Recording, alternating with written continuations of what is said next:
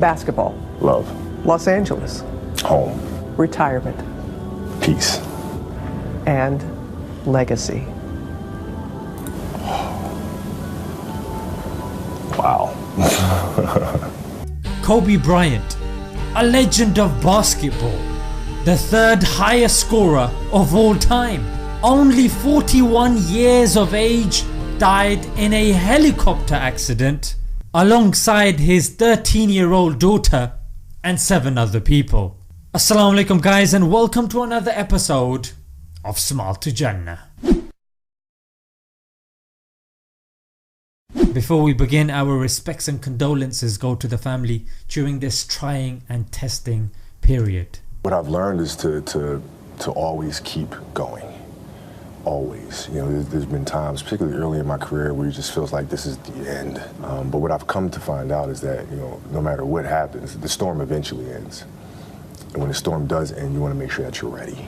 As expected, Kobe's death has affected hundreds and thousands of people worldwide, with 250 tweets per second talking about his achievements, offering their respects and sharing memories from the likes of the ex-president of the United States to even the ex-president of Iran. He has even caused grown men to weep and mourn in public. And what's even more special about this individual is that he has stopped our fast-paced rat race, whatever you want to call it, and you've got people talking about the unpredictability of life and taking the time to appreciate one's family after seeing the relationship Kobe had with his 13-year-old daughter. Whilst all this is happening, the legendary BBC, whilst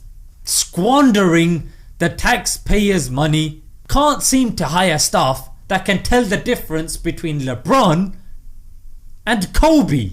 His list of achievements is long. An all-star, an NBA champion and an Olympic gold medalist, he was unashamedly competitive.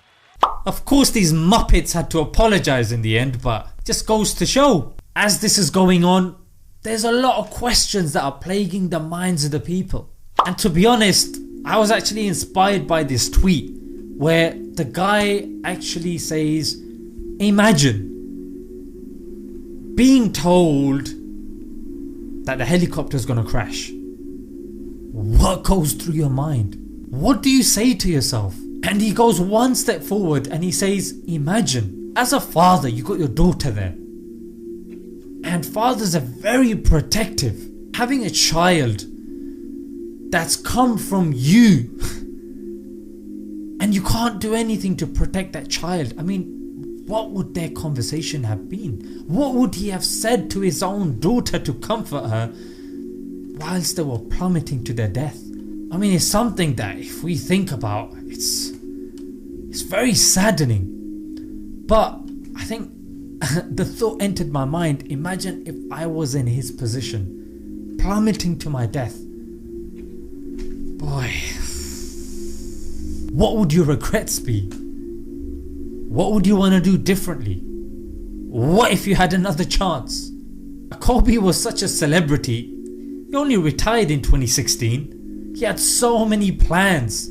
I mean, I think the guy even won an Oscar for something as well. He went into film and he flipping did brilliant there as well. The guy was 41. Death don't care. Death doesn't care if you're a celebrity. Death doesn't care if you're a 13-year-old child. When it's your time to go, it's your time to go. But I'm gonna be honest, even after hearing this, some of us are still duped, and I speak to myself before I speak to you. We're still duped into thinking that we're gonna live forever. I mean, who's guaranteed us that we're going to live till tomorrow? No one. But here we're thinking, it's Kobe. Oh yeah, it's somebody in that country. But that's the thing. Today it's him, tomorrow it could be us. And that should really get us thinking about the big questions in life. Like, what are we actually doing here? Like, what's our purpose? Surely life is more than just merrymaking, going to work. I mean, this guy puts it perfectly. So many of us, we wake up every day in fear. We're scared. And we are so frightened to leave the box. We work in a box, we drive to the office in a box, we eat lunch out of a box, we go home and live in a box, we spend 5 hours every night watching a box, and then we die in a box, and we call it a life. That's literally how we've made our existence. Yeah? Everybody's gonna die, but does everybody live? And what does it mean to live? Especially if you're not spending your time focusing on your purpose. What are you doing here? And is there any point wasting time on people that when we pass away, they'd probably spend a week grieving and mourning, and then they'll move on? And those people that are watching that are believers, the only thing that we're gonna take with us is our deeds. Yeah, that's what we take with us. But there's another continuing investment. That's called sadaqatul jariyah, ongoing sadaqah. Yeah, ongoing deeds.